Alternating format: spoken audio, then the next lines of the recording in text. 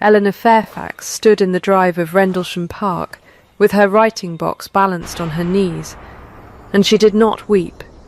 She did not send a servant in after him. She did not smooth her skirts or check the angle of her bonnet in the window-glass, the way a woman does when she still hopes to be found beautiful by someone who has forgotten to look. She sat on the stone bench beside the unopened doors, and she opened the brass clasp of the box her mother had left her. And she took out a pen and a fresh sheet and began, in a hand that did not shake, to write down the names of every guest who arrived while she waited, and the hour each one came. Because if no one else in that county would keep an honest record of this day, she would. By the second hour the shadows had swung clean across the drive, and the coachman had begun exchanging looks over the horses' backs, and the Duke of Rendlesham had not come out to receive his own bride at the reception meant to present her to Milestone as its new Duchess. When at last the doors opened, it was not for her. It was guests, arriving in twos and threes, stepping around her as though she were a piece of garden statuary the family had not yet decided where to place. She rose. She greeted them herself, by name, as if she had planned it this way all along, and something in the county's collective face recalibrated slightly, the way people's faces do when they realise they are witnessing a thing they will be asked to describe later. By nightfall, when the Duke finally came looking for his wife among his own guests, she was 3 miles down the turnpike road, on foot, the writing-box under her arm, and she never told a single soul in Milestone why. The summer of 1816 had come to Milestone the way it always did, heavy with hay dust and indifferent to the arrangements of men, and it was in that thick, unhurried season that Thomas Fairfax's daughter had married a duke. It was not, whatever the county assumed, a love match, and it was not, whatever the county also assumed, a mercenary one on her side. Eleanor's father had built his fortune in wool the slow, patient way, buying flocks nobody wanted, breeding them clean, keeping ledgers so precise that factors 2 counties over sent for his advice before they trusted their own arithmetic. He had raised his daughter at the same desk, and by 19 she could read a rent roll the way other girls read novels, for the story hidden in it. What Rendlesham needed when Julian Hartwell's father died and left the dukedom with drainage unmended and debts quietly accumulating behind a fine house was not another ornamental bride. It needed capital, and it needed someone who understood what capital was for. Thomas Fairfax's money and his daughter's competence came in the same contract, and everyone signed it with their eyes open, and nobody asked whether the 2 people at the centre of it might come, eventually, to feel something for one another. That question belonged to a later part of the story than anyone thought to write down. Julian Hartwell was 31, correct in all things, and cold in a manner people mistook for breeding. He managed his estate the way a man manages a wound he has stopped noticing, competently, and at a distance. His mother had left Rendlesham when he was 12, gone one autumn morning with a trunk, and a note his father burned before Julian could finish reading it, and the old Duke's only comment on the matter, delivered once and never repeated, had shaped his son more thoroughly than any inheritance of land. Attachment, the old Duke said, is a debt a man extends at his own risk, and the wise man keeps his affections in the same ledger as his other liabilities, small insured, and never allowed to compound. Julian had absorbed this the way a boy absorbs anything said to him, by a father who never says much. He had grown into a man who managed his wife the way he managed his tenants, fairly, attentively, and from behind a wall he had built so early he no longer remembered building it. Eleanor had known, marrying him, that she was not marrying a man in love with her. She had not expected, in the 6 months since the wedding, that she would come to understand the shape of his silence so well she could predict it, knew when he retreated into the estate office to avoid a conversation, knew that he answered kindness with a kind of startled formality, as though warmth were a language he had once spoken fluently and had since had to relearn from a phrasebook. She had begun, without quite admitting it to herself, to catalogue the small thaws, the evening he had passed her the good pen without being asked, the afternoon he had stood a full minute at her study door before knocking, the way he had once, only once, laughed, briefly, at something she said about a stubborn ram, and then looked so unsettled by his own laughter that he had left the room. She had begun keeping those in a private ledger too, the kind with no numbers in it, though she would have called anyone a liar who suggested she did. She had also begun, quietly and without his knowledge, doing the work his steward could not or would not do. The Rendlesham home farm had been losing hay to standing water in the low meadows for 3 summers running, and no one had thought to ask why, because the man responsible for asking, Mr. Silas Dunmore, had been managing the estate for 20 years on habit rather than method, and habit had stopped working sometime around the year the old Duke died. Eleanor had walked the low meadows herself, in boots she was not, strictly, meant to own, and had found the old drainage culverts silted to uselessness, and had said nothing to her husband about it, because she had learned already that the fastest way to make Julian Hartwell defensive was to hand him a problem he had not noticed on his own land. The garden reception that would become the day the whole county spoke of had been meant in its planning as a small correction to that silence, an occasion on which Julian would present her properly, at last, as his Duchess rather than his contract. She had chosen her dress for it with more care than she liked to admit. She had not expected Aldous Creed. Creed was the old Duke's nephew, and had been, before Eleanor's dowry arrived to complicate the mathematics of inheritance, the presumptive heir to a title that carried considerably more prestige than income. He was warm in company, the way poured cream is warm, smooth, agreeable, and entirely without the heat that would make it dangerous to the touch until it was too late to notice the burn. He had spent the morning of the reception manufacturing a crisis, a tenant dispute over a boundary hedge that did not, in fact, exist in the form he described it, timed precisely to draw Julian into the estate office an hour before the guests arrived, and to keep him there. Julian had gone, because a dispute among his tenants was, to him, a more legible emergency than his wife standing alone in a drive full of strangers. He had told himself he would be a quarter of an hour. He had been 2 hours, and some part of him, the part trained since boyhood to treat every human obligation as a line item, had reasoned, while Creed talked in slow circles about a hedge that moved position every time he described it, that Eleanor would manage. She always managed. That, in the end, was precisely the problem, though it would be a long while yet before he understood it was one.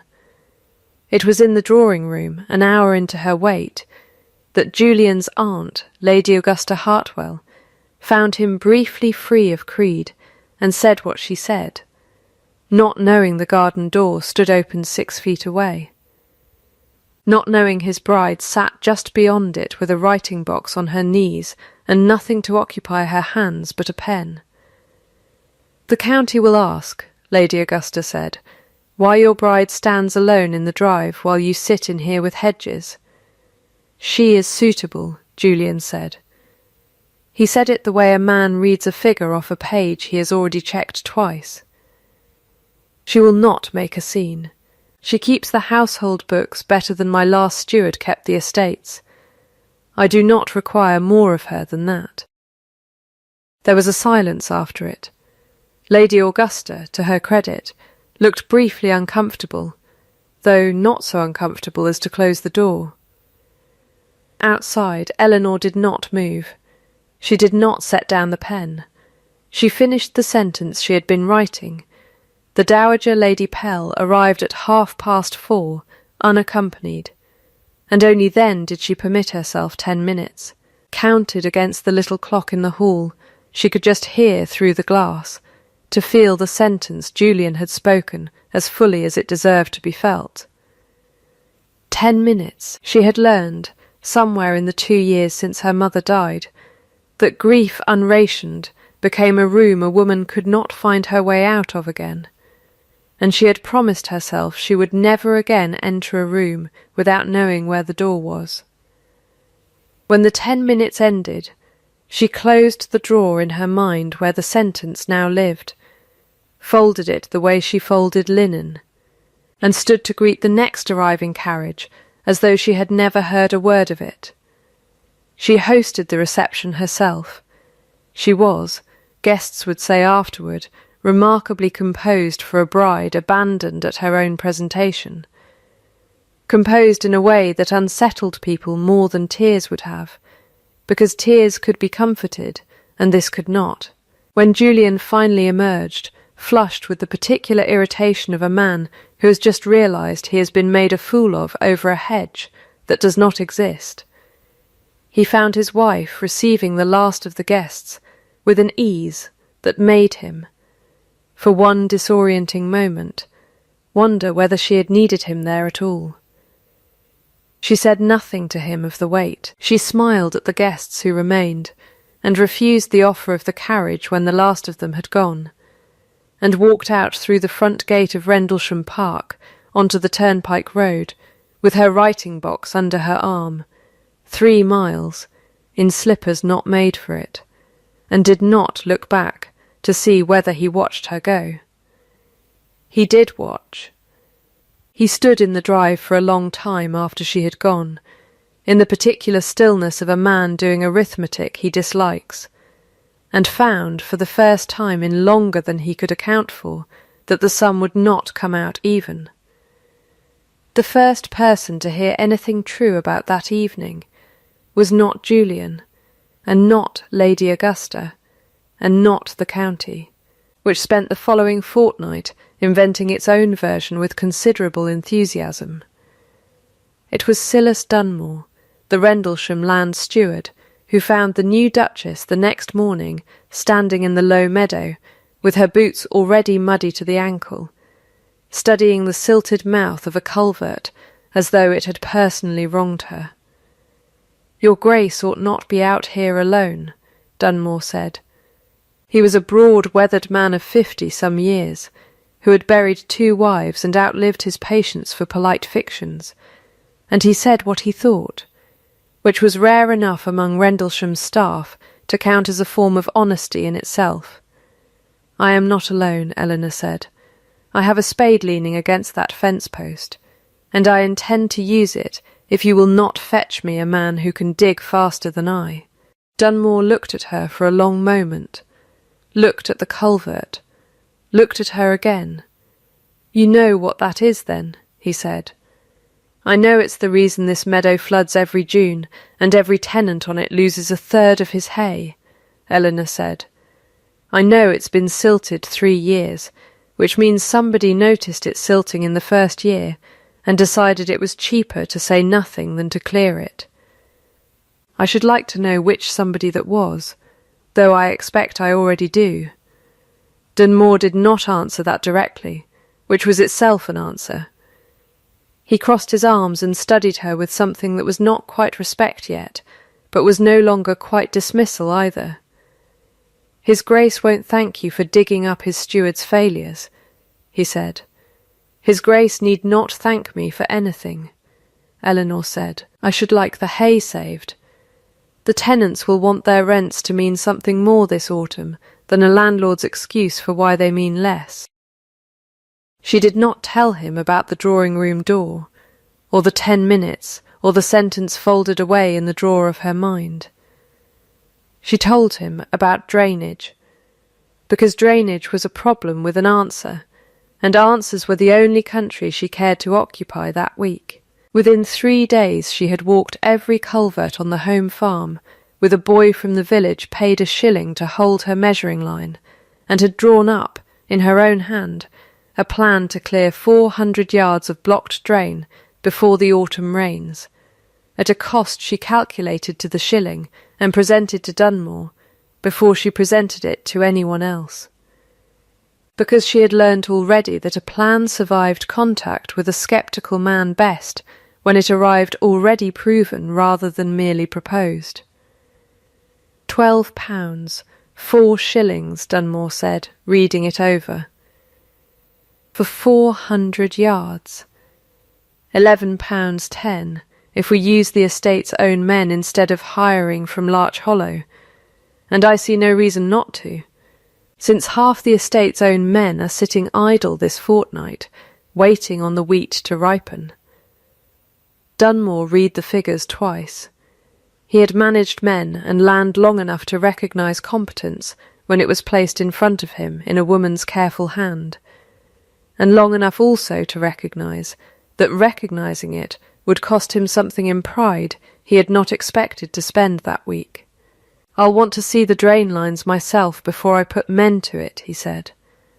"I should be disappointed in you if you didn't," Eleanor said, and something that was almost a smile moved briefly across Dunmore's weathered face before he remembered himself, and put it away. It took 3 weeks. In the end, not the fortnight she had budgeted, because the second culvert proved worse than the first, and required stone rather than clearing. But by the 3rd week, the low meadow drained clean for the first time since before the old Duke's final illness, and the tenants who worked it, men who had lost hay money 3 summers running, and said nothing about it, because complaining to a Duke's steward had never once produced anything but promises, began, without any instruction from anyone, to speak of the new Duchess in the particular tone people use for someone they have decided, cautiously, to trust. Julian noticed the change before he understood its cause. He noticed it the way he noticed weather, as an ambient fact rather than a story with a heroine. Tenants who had once touched their hats to him with the flat courtesy of men performing a duty began, that autumn, to mention the Duchess unprompted, admiringly, in the particular way that meant something specific had happened and had not yet reached him directly. It was Dunmore, eventually, cornered in the estate office over a wholly unrelated matter of fencing, who told him about the culverts, and about the £12 that had become £11.10, and about the boy paid a shilling to hold a measuring line. "She never told you," Julian said. "It was not quite a question." "Didn't ask her opinion on whether she should," Dunmore said. "She saw a problem. She fixed it. Struck me she does most things that way." Julian said nothing to that for a long moment. He was thinking, though he would not have said so aloud, of the drawing-room door, and of the sentence he had spoken through it, and of how it must have sounded to a woman who fixed problems without waiting to be asked, while her husband sat 2 rooms away discussing a hedge that had never existed. He began, after that, to watch her more closely than he let himself admit. He noticed the way she took her tea, always at the same hour, always with the same small silence beforehand that he came, eventually, to recognise as a kind of private accounting, though he did not yet know what she was counting. He noticed that she never asked him for anything, not money, not attention, not explanation, and that this had once struck him as a mercy, and now struck him, uneasily, as something closer to a verdict. He found himself, one evening in October, standing outside her study door for a full minute before he knocked. The way a man stands outside a room he is no longer certain he has the right to enter, and when she called him in and he asked, stiffly, whether she required anything for the coming winter accounts, She looked at him for a moment with an expression he could not read, and said only, "No, thank you," and he left feeling that he had failed some test he had not known he was sitting. It was Lady Augusta, of all people, who first spoke to him plainly about his mother. "You think," she said, one evening when Eleanor had retired early and Julian sat alone with his aunt over the last of the wine, "that if you do not ask anything of a wife, she cannot take anything from you when she leaves?" Julian did not answer that directly either. It was a family trait, apparently, not answering things directly, though he was beginning to suspect it was not a virtue. "My mother did not leave because my father asked too much of her," Lady Augusta said. "She left because he asked nothing at all, for years, and mistook that for kindness, the way you are mistaking it now." "You were not there," Julian said. "I was 22 and living in this house," Lady Augusta said. "I was very much there. I watched your father love her the only way he knew how to love anyone, which was to make certain she wanted for nothing and required of her nothing in return, and I watched her come to feel, over years, entirely unnecessary. A woman who feels unnecessary does not always leave in body, Julian. Sometimes she only leaves in the ways that matter, and stays in the house as a kind of ghost, keeping your books and pouring your tea, and being, forever, suitable." The word landed on him the way a name called across a room lands on a man who thought no one had seen him standing there. He set down his glass with more care than the gesture required. "I did not say that to wound her," he said. "I know," Lady Augusta said. "That is rather the trouble with you, Julian. You never mean to wound anyone. You simply proceed as though the people around you require nothing you are not already providing, and you call the wreckage that follows an accident, when it was, every time, a choice." Julian said nothing to that. He sat for a long while after his aunt had gone up, in the particular stillness of a man who has just been handed an account of himself he cannot dispute, and it was very late that night, walking the corridor past Eleanor's rooms on his way to his own, that he stopped outside her door for the second time that month and did not knock, because he did not yet know what he would say if she answered, and a man who does not know what he means does the coward's kindness and stays silent. He would not stay silent forever, but it would take a document, first, to make him understand what silence had already cost. The document that mattered had been sitting in the Rendlesham archive for 11 years, misfiled between a survey of the deer park and a correspondence about drainage rates that no one had opened since the old Duke's clerk retired. Eleanor found it in November, 3 weeks after the culverts were cleared, while she was doing precisely the sort of work no one had asked her to do, reconciling the estate's rent roll against the actual receipts recorded in the steward's daybook, out of nothing more than the habit her father had drilled into her, that numbers which do not match are numbers that are lying to someone. The numbers did not match, not by a great deal, not at first glance, a shilling here, £3 there, nothing that would alarm a steward accustomed to rounding. But Eleanor had been raised to distrust small discrepancies precisely because they were small enough to hide behind, and when she totalled the gaps across 4 years of rent collections on the tenancies eldest Creed had, by long custom, been permitted to collect personally on the estate's behalf, a courtesy extended to him as family, since he had no land of his own worth managing, the total came to £112, unaccounted for, and rising each year. She did not go to Julian with it immediately. She had learned enough of her husband by November to know that an accusation against his cousin, delivered without proof thick enough to be undeniable, would be received as a suspicion of her own motives before it was received as a fact about Creed's. So, She went instead to the archive and spent 4 evenings by candlelight going through boxes no one had opened in a decade. And it was in the 4th box that she found the trust deed. It had been drawn up by the old Duke 6 years before his death, establishing a modest fund, £300, invested and left to accrue, earmarked specifically for tenant relief in the event of enclosure losses on the common land at the eastern boundary, land the old Duke had enclosed against considerable local anger and had in apparent recompense. Quietly set this money aside to compensate the families who lost their grazing rights. The deed had never been executed.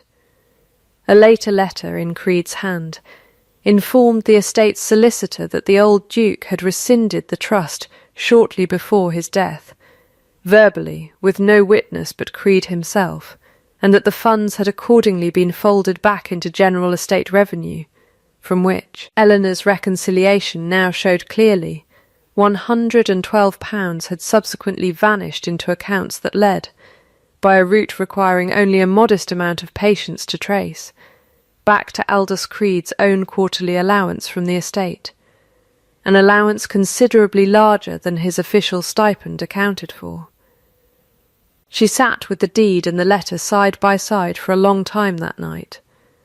Then she did something she had not done since her mother died, she allowed herself, for exactly as long as it took the candle beside her to burn down 1 inch, which she judged at perhaps 20 minutes, to feel the full weight of what this meant, that a man had died and left a promise to his poorest tenants, and his own nephew had quietly buried it and pocketed the difference for 6 years, while calling himself in every drawing-room in the county a gentleman. Then she closed the drawer on that feeling too, and began, with the same care she had brought to the culverts, to build her case.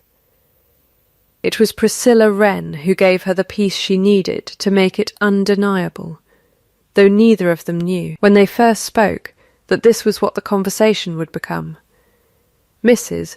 Wren was a young widow of modest means, her late husband's debts considerably larger than his estate, and she had spent the autumn the subject of considerable county gossip, owing to her frequent appearances at Aldous Creed's side, and more damagingly, at Julian's, appearances Eleanor now understood.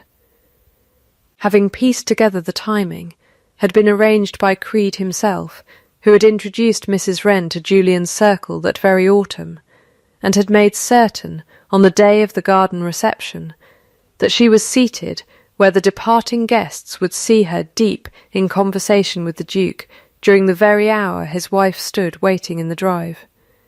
Eleanor called on her directly, without warning, on a grey afternoon in late November, and found a woman who looked, on opening her own door, considerably more frightened than the situation seemed to warrant for a simple social call.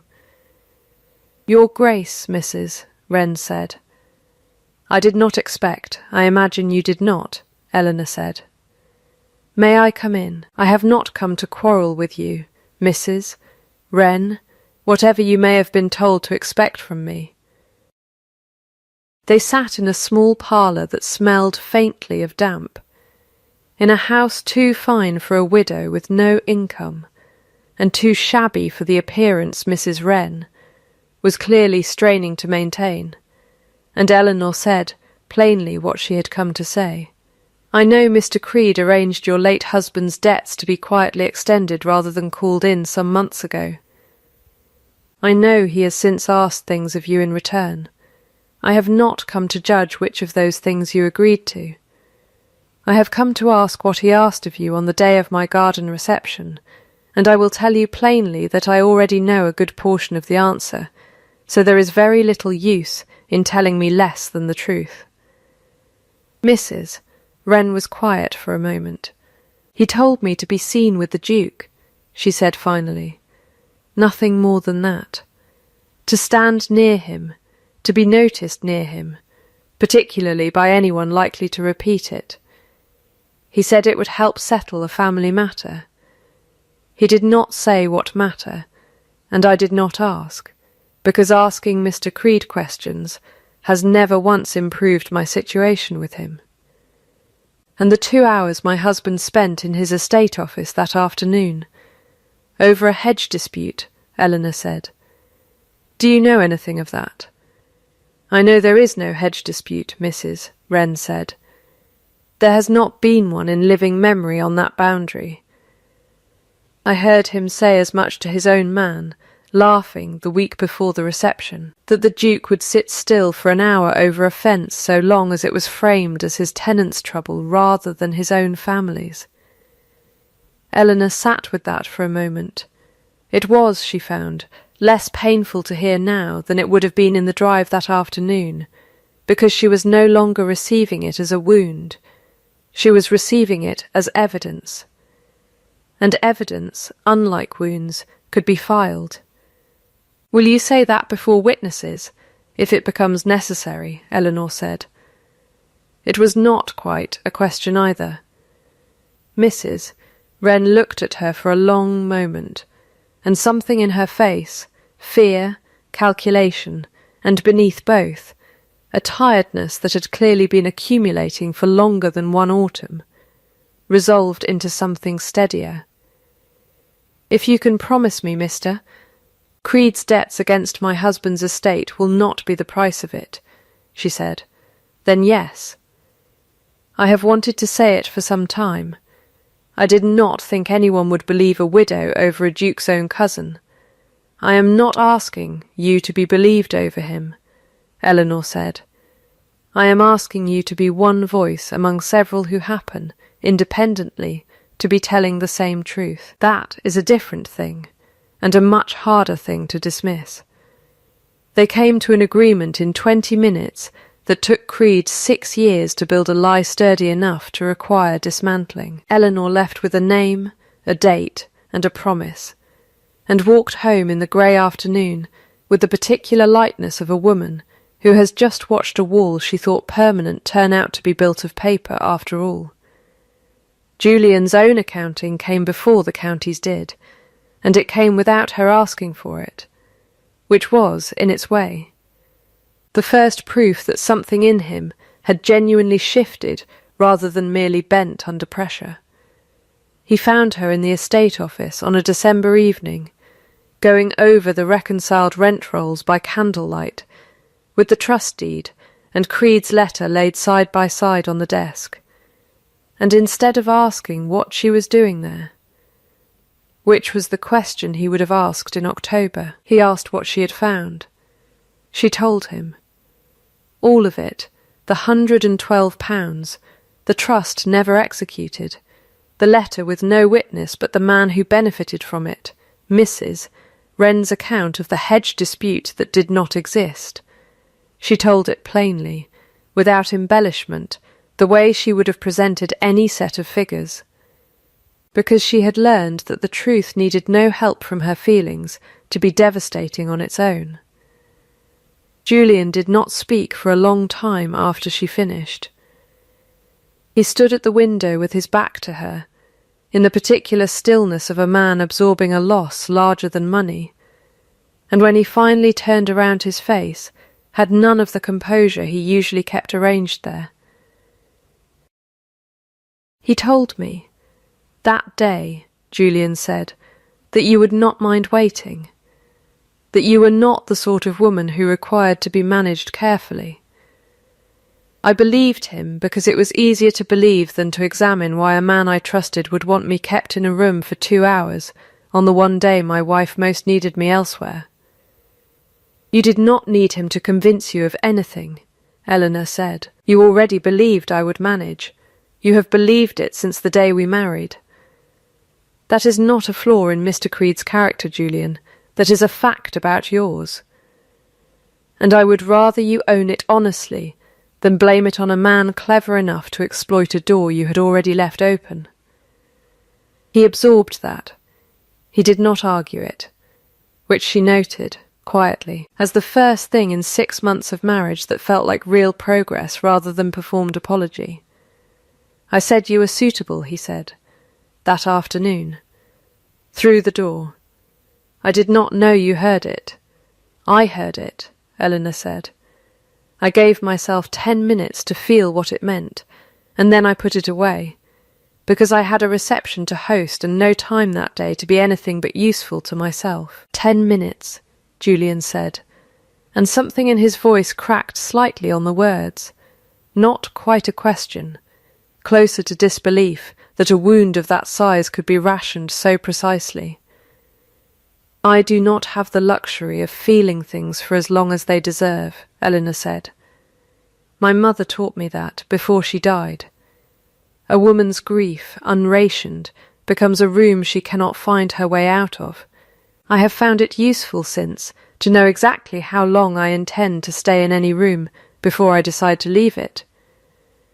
Julian looked at her for a long moment, and it was in that look, more than in anything he said next, that she saw the beginning of the man Lady Augusta had described, the boy who had learned to ask nothing of anyone so that nothing could be taken from him, beginning, finally, to understand that the lesson had cost him everything it was meant to protect.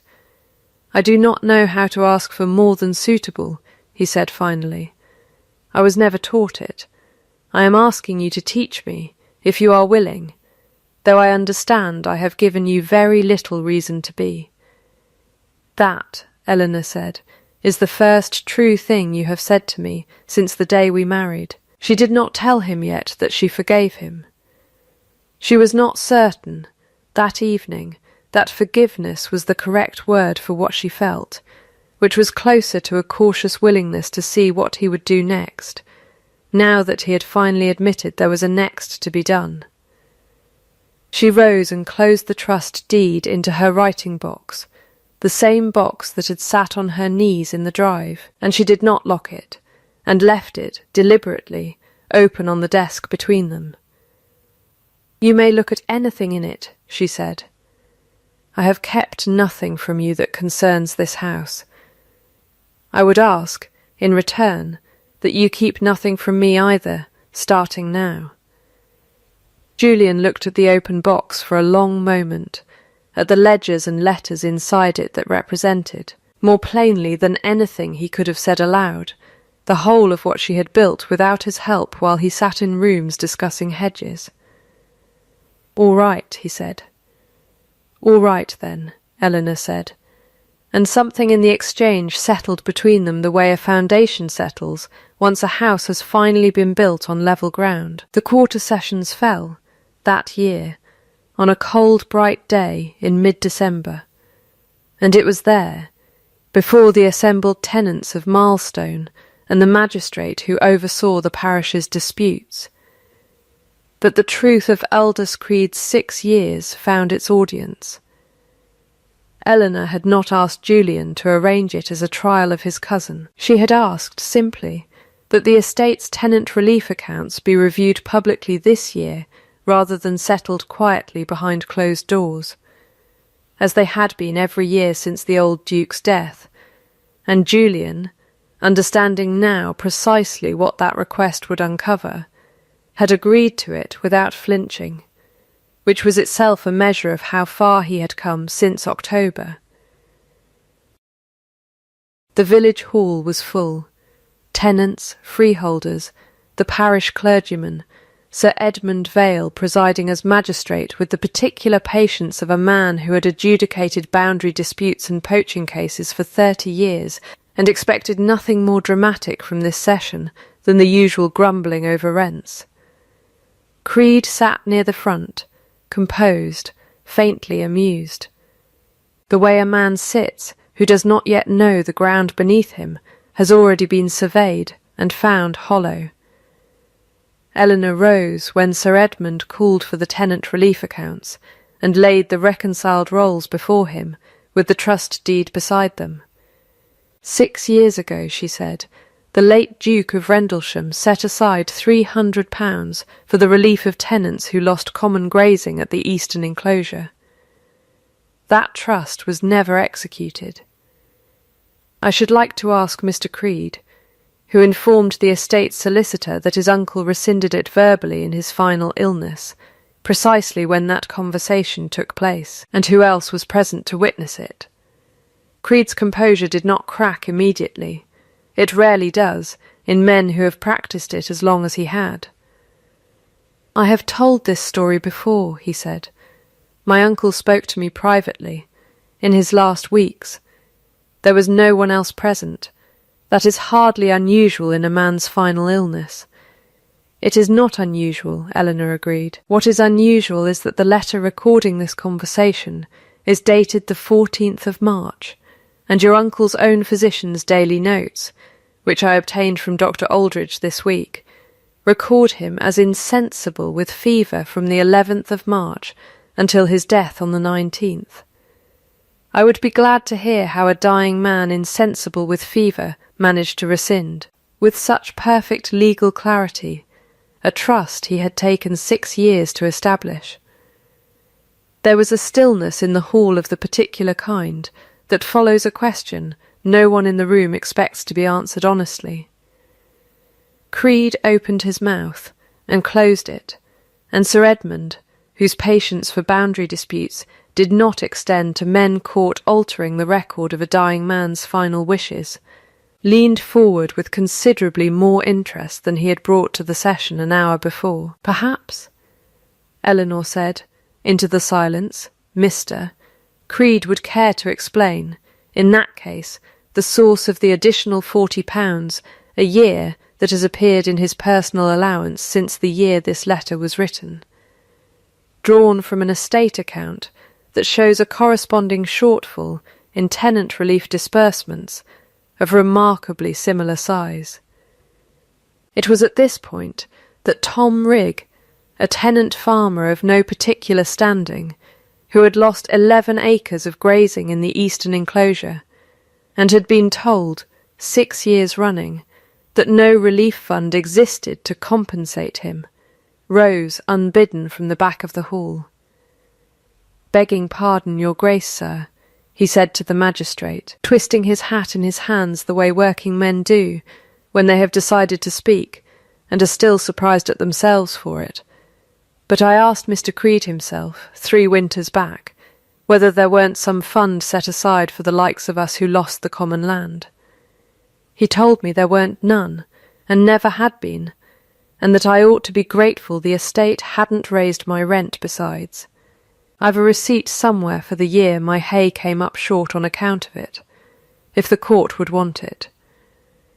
2 more tenants stood after him, each with a small piece of the same story. A denial here, a rent adjustment there that made sense only if the missing trust had, in fact, existed and been quietly withheld.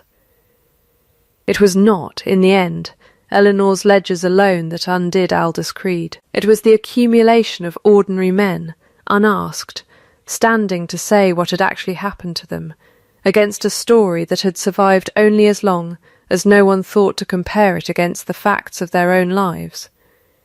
Creed's composure did, finally, break, not into anger, but into something smaller and more telling, a kind of deflation, the air going out of 6 years of careful performance all at once.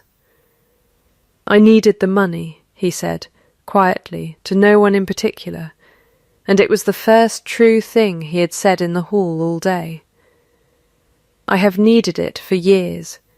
I told myself the trust would have been wasted on men who would only have drunk it away by spring." "That was not your decision to make," Sir Edmund said, not unkindly, but with the particular firmness of a man closing a matter he had heard quite enough of.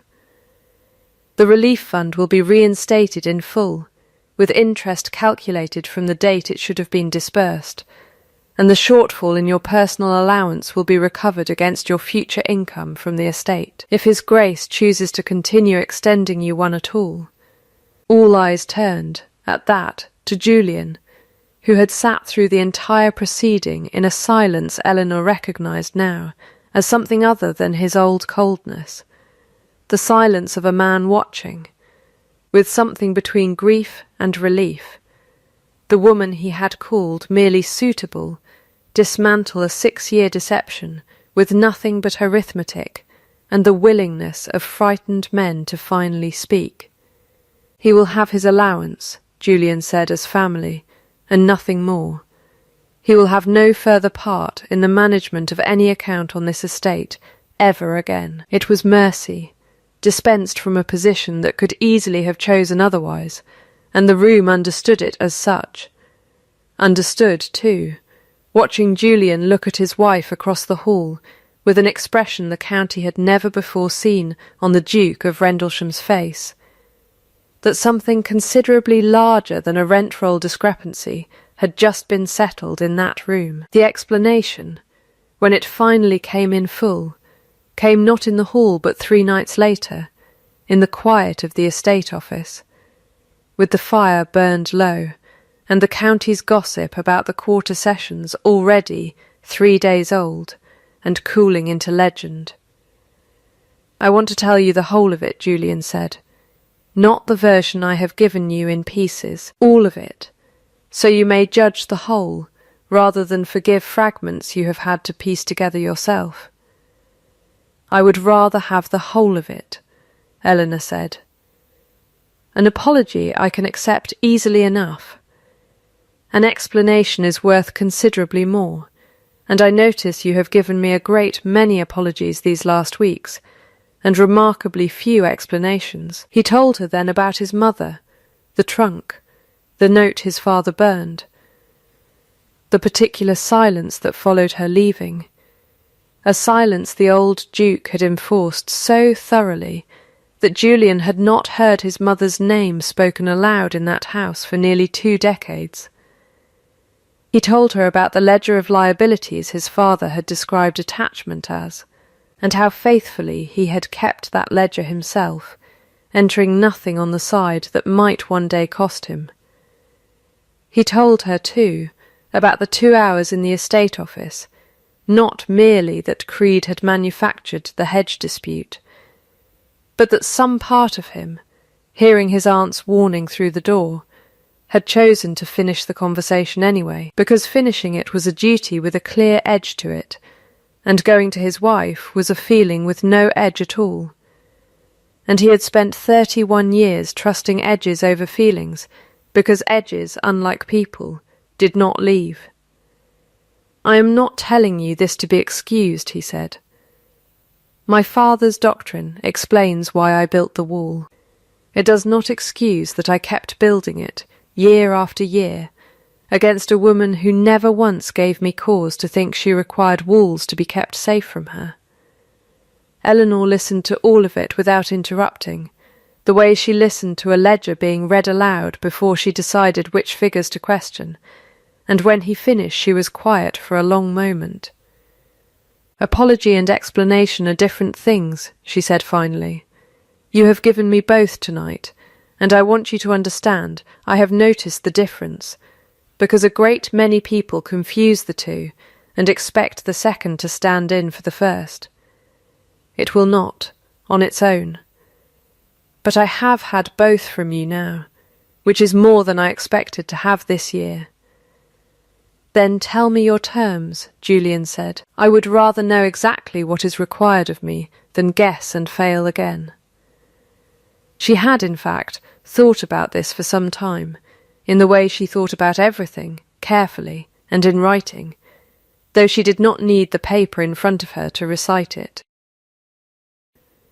"I will keep the estate's accounts openly, with my name beside yours in the books, not folded into yours, as though my work were merely an extension of your authority," she said. "I will have full charge of the home farm and its tenants, without needing your permission sought first for improvements I judge sound. I will not mediate between you and your family's silences any longer. If you have something to say to Lady Augusta, or to the memory of your mother, you will say it yourself, and not ask me to carry messages you are too proud to deliver in person. And I will not again be left standing anywhere, for any reason, without a word sent to tell me why, however urgent the hedge." "There was never a hedge," Julian said, and something in the observation, delivered so flatly after everything else, drew from her the first genuine laugh she had allowed herself in his company in 6 months of marriage, short, surprised, entirely involuntary. Julian looked at her as though she had handed him something considerably more valuable than an apology. "All right," he said. "All right, then," Eleanor said, and the echo of it, this time, felt less like a treaty being signed, and more like one already long in force being finally acknowledged aloud. There remained one apology owed that was not Julian's to give, and it came, awkwardly and at some length, from Lady Augusta, who called on Eleanor privately the week after Christmas and said, without much preamble, that she was sorry, not for the sentence spoken through the drawing-room door, which she had not authored, but for having stood beside it and said nothing, for 30 years of watching Hartwell men build walls and calling it, out of old family habit, merely their nature rather than their choice. "I should have told him, long before you arrived to tell him yourself," Lady Augusta said. That his mother did not leave because she was owed too little attention. She left because she was given none, and mistaken for years in the giving of it for a woman who required nothing. I let that mistake stand because it was easier than admitting my own brother had made it, and I am sorry for the years it cost you both. You are the first person in this family to say it required correcting rather than merely explaining," Eleanor said. "I will accept that as the apology it is, Lady Augusta. And I will ask only that you say as much to Julian directly, some day soon, rather than leaving him to learn the whole shape of his mother's leaving second-hand, the way he has learned everything else about her." Lady Augusta promised she would, and did, some weeks later, in a conversation Eleanor was not present for, and never asked about, because some things, she had come to believe, belonged to the people who needed to say them to each other directly, and a wife's authority did not extend to standing witness over every reckoning in her husband's family. The winter that followed was not dramatic. This, Eleanor came to think, was rather the point of it. It showed itself in small accumulations that meant, individually, almost nothing.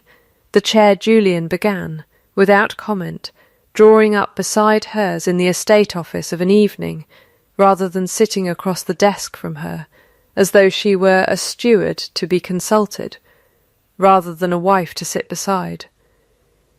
The tea he began pouring for her before she asked, remembering, unprompted, that she preferred it with the milk added after rather than before, a detail she had mentioned exactly once, in October, and had not expected him to retain.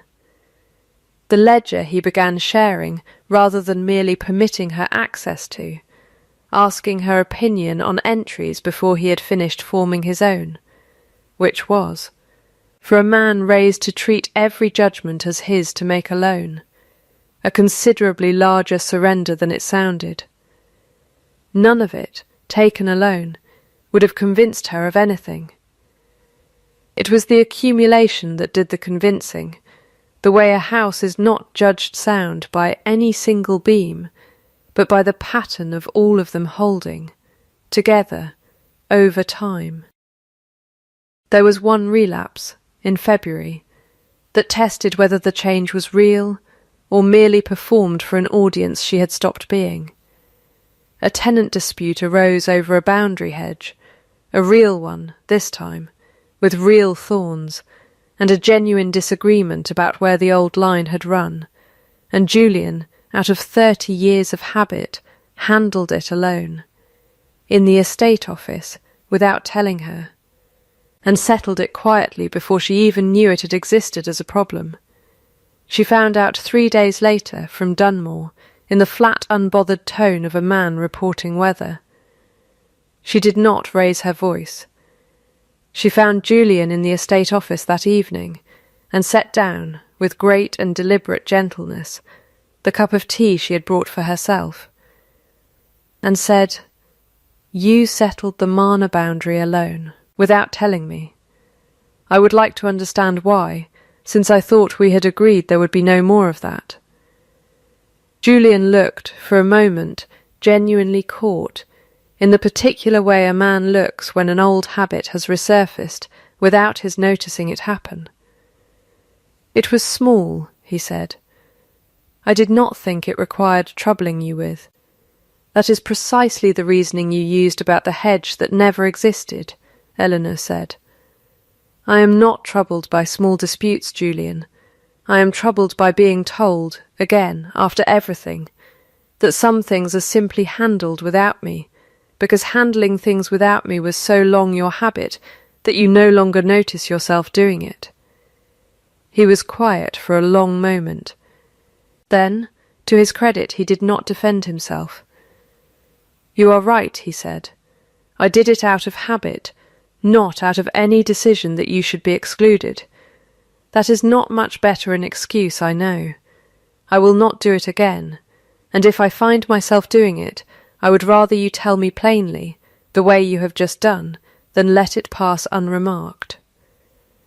"That," Eleanor said, "is all I am asking." It was a small correction, in the end, and it cost them one uncomfortable evening rather than a season of silence, which told her, more than any declaration could have, that whatever had shifted in him that autumn had shifted structurally rather than merely for show.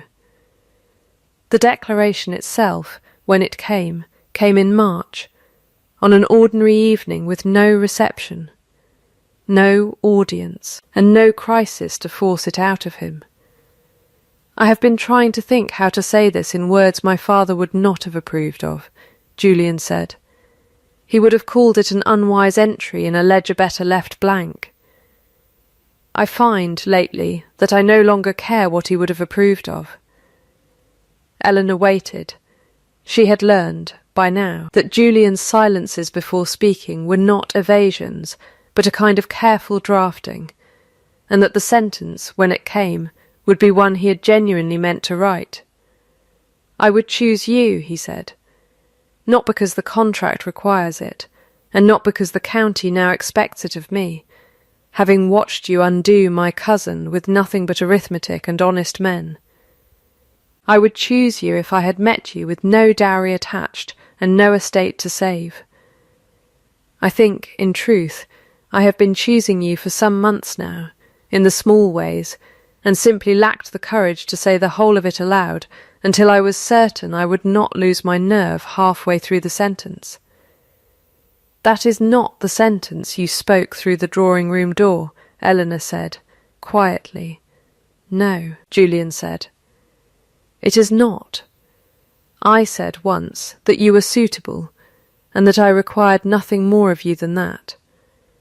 I was a coward when I said it, and worse than a coward, because I believed it protected you, when it did nothing but tell you I had not yet troubled to look. You are not suitable, Eleanor. You are the reason this house has stopped feeling like a place I merely occupy.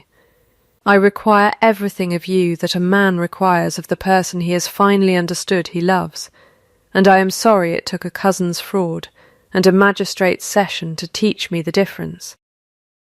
Eleanor was quiet for a long moment. She found, to her own mild surprise, that she did not reach for the drawer in her mind where she filed things away to be felt later, in rationed minutes. She let this feeling arrive whole, uncounted, the first time in years she had allowed herself to do so, and found that the room did not close around her the way she had always feared it would. "All right," she said, and her voice for once was not entirely steady. "All right, then," Julian said, and reached for her hand, and this time she did not merely permit it. She held on. 2 years later, the low meadow at Rendlesham had not flooded once, and the eastern boundary tenants received their relief payments each Michaelmas from a fund that now bore. At the parish clergyman's quiet insistence, the old Duke's name properly restored to it.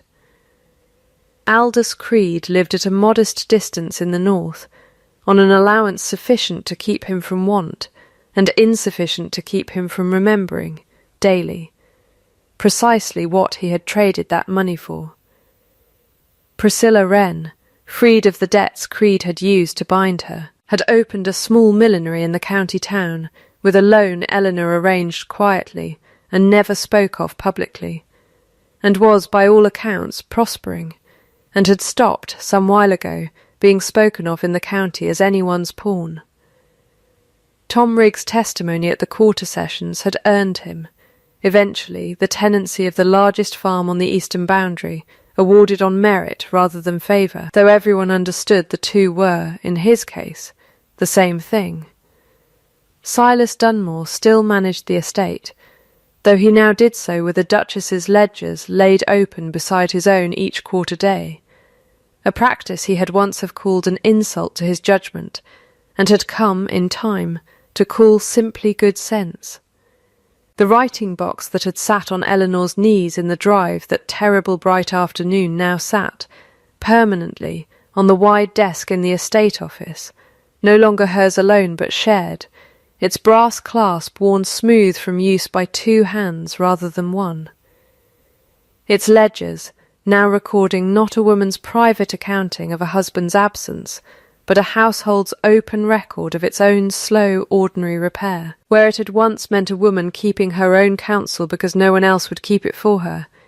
It had come to mean something nearer the opposite.